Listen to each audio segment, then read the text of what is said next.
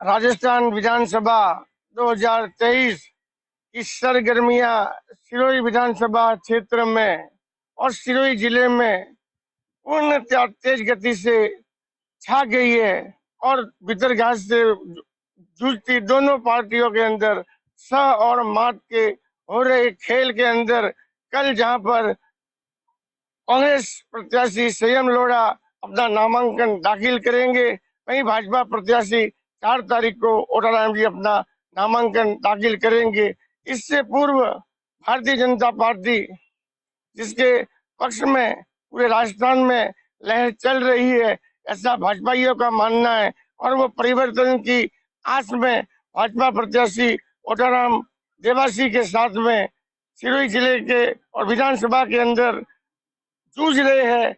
वहीं आज भारतीय जनता पार्टी के नेता युवा मोर्चा के पूर्व जिला अध्यक्ष हेमंत पुरोहित ने एडवोकेट अशोक पुरोहित व सुरेश अग्रवंशी के साथ में एक पत्रकार वार्ता करते हुए 6 नवंबर के दिन निर्दलीय के रूप में प्रत्याशी बन चुनाव लड़ने का ऐलान किया।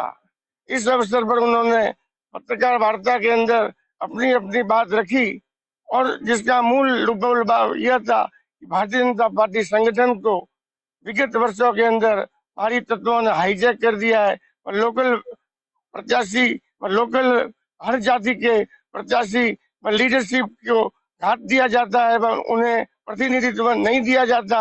इसको लेकर मैं लोकल प्रत्याशी के रूप में चुनाव लड़ूंगा व उन्होंने संगठन के ऊपर अनेक प्रकार की तोहमतें लगाई। आइए देखिए आज पत्रकार वार्ता में हेमंत पुरोहित, सुरेश अग्रवंशी व अशोक पुरोहित ने क्या कहा, जबकि हेमंत पुरोहित भारतीय जनता पार्टी युवा मोर्चा के पूर्व में जिला अध्यक्ष रहे हैं, सुरेश अग्रवंशी नेता प्रतिपक्ष रहे हैं, मंडल अध्यक्ष रहे हैं एवं एडवोकेट अशोक पुरोहित भाजपा के पूर्व जिला उपाध्यक्ष व उनके भी चुनाव लड़ने की बात सुनाई दे रही थी। जबकि पूर्व में ब्राह्मण महापंचायत, विप्र फाउंडेशन, विप्र सेना ऐसे अनेक संगठनों ने ब्राह्मण और लोकल उम्मीदवार की मांग को लेकर पंचायतें की थी, उसमें उनको कामयाबी तो नहीं मिली और भूपा जी प्रत्याशी के रूप में जिनके अलावा कोई भाजपा के पास पर्याय नहीं था, लेकिन उनका अब निर्दलीय के रूप में बागी बनना भाजपा के लिए कितना फायदेमंद होगा या नहीं होगा। लेकिन आइए देखते हैं कि हेमंत पुरोहित ने क्या कहा। सिरोही की जनता के लिए, सिरोही के भविष्य के लिए, सिरोही के युवाओं की राजनीति के मार्ग को तय करने के लिए, सिरोही के स्थानीय युवाओं की राजनीति को तय करने के लिए और हमें दत्तानी का युद्ध भी याद आता है। बाहरी आक्रमण हुए तो हमारे राव सुल्तान जैसे सूरवीरों ने उन बाहरियों को भगाने के लिए हजारों की तादाद में इस सिरोही देवनगरी के वासियों ने अपने प्राणों की आहुतियां दी। आज प्राणों की आहुतियां देने की आवश्यकता नहीं है। लोकतंत्र के अंदर वोट से राजा तय होता है और वोट से जनप्रतिनिधि तय होता है। हमारे भारतीय जनता पार्टी के प्रत्याशी एक मीडिया में ये कहते हैं कि यहाँ तो बारी का ही भविष्य है, यहाँ स्थानीय है कौन। तो मैं आप सभी लोगों के माध्यम से उन्हें जानकारी देना चाहता हूँ कि आज भी सिरोही देवनगरी के अंदर राव सुल्तान के वंशज और उनके साथ में जिन्होंने युद्ध लड़ा, उन सभी के वंशज आज भी सिरोही की देवनगरी के अंदर जिंदा है, मरे नहीं है। और हम जो बाहरी जाति के दबाव से, ये तो एक राजस्थान के अंदर एक बात चली थी कि ये नाती का बाड़ा, ये सिरोही देवनगरी कोई नाती का बाड़ा नहीं है कि यहाँ भारतीय जनता पार्टी का जिला अध्यक्ष उदयपुर का यहाँ का विधायक बनेगा तो नहीं, तो ये तय करके आए हैं। तो वो पाली का, यहाँ के किसान मोर्चे का जिला अध्यक्ष जालोर का, यहाँ की महिला मोर्चे की जिला अध्यक्ष हरियाणा की, व्यापार करने हुए आए लोग ये ईस्ट इंडिया कंपनी जैसा हाल सिरोही की देवनगरी का कर दिया। व्यापार और धंधा करने के लिए आए हुए लोग हमारे ऊपर राजनीति करेंगे। ये धर्म धरा हमारी, जमीन हमारी, वायु हमारा, सगे हमारे, संबंधी हमारे, काका हमारी, काकी हमारी, पड़ोसी हमारे, भाई हमारे, सब हमारे। और बोलते हैं कि हम यहाँ जीतेंगे, तो आप लोग कैसे जीतोगे? जनता के बीच में हम रहते हैं, हम कार्यकर्ता।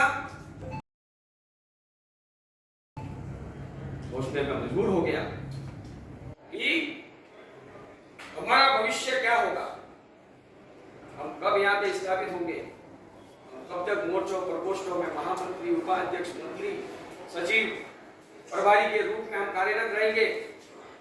हमें तो भारतीय जनता पार्टी की कमान भी आपने तो उदयपुर को दे दी, यहाँ पे एक सीट जनरल की वो आपने पानी को दे दी। किसान यहाँ पे दुखी है, जानवर में तो नर्मदा नहर भी आती है, किसान यहाँ के दुखी है, और नर्मदा नहर से उठाया हुआ किसान यहाँ का जिला दुश्मन। नोएडा वहां पे कारोबार है, किसी के दाल की फैक्ट्री है, किसी के मार्बल की फैक्ट्री है, किसी के जीरे की फैक्ट्री है, और यहाँ की महिला सुबह अपने बच्चों को घर पे भूखा प्यासा छोड़ के जाती है मजदूरी के लिए। और बहुत बड़ी सेठानी को आप यहाँ की महिला मोर्चा की जिला अध्यक्ष बना देते हैं। वो हमारे कोरोना काल के अंदर हम लोग जनता के बीच में, सिरोही की जनता के बीच में हम खड़े रहे। आप तो जो ही लगा कि पहली लहर आ गई क्वारंटाइन, दूसरी लहर आ गई क्वारंटाइन। माननीय उटाराम जी देवासी, आपने कभी शिवगंगी नदी पार करके कोरोना काल में यहाँ के हाल चाल नहीं पूछे? 72,000 से 75,000 सिरोही की जनता कोरोना से त्रस्त थी। ऑक्सीजन नहीं था, हॉस्पिटलों में बेड नहीं थे, दवाइयां नहीं थी, खाद्य सामग्री नहीं थी। आप कहां थे? कई ऐसे मुद्दे हुए यहाँ पे सिरोही में, 5 साल तक आप कहीं नहीं दिखे। आज आप चुनाव लड़ने के लिए फिर वापिस लौट आए। सिरोही की जनता ने एक बार आपको बाहरी के तौर पे नकार दिया था, आपकी बात समझ में नहीं है। और बात करते हैं कि हिंदुत्व की लड़ाई लड़नी है, हुआ छोला पहन के हम भी घर से निकलते हैं।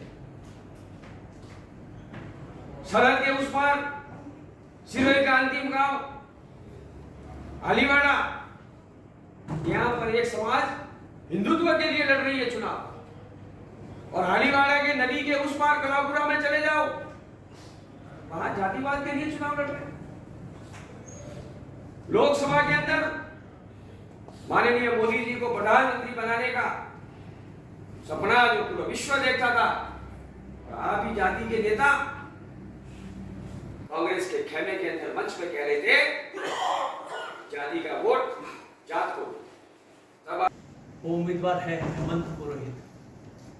हेमंत पुरोहित एक आंदोलन है, हेमंत पुरोहित एक विश्वास है, हेमंत पुरोहित जनता की उम्मीद है, और हेमंत पुरोहित हर संकट में और हर खुशी में यहाँ साथ में खड़े रहने वाला व्यक्ति है।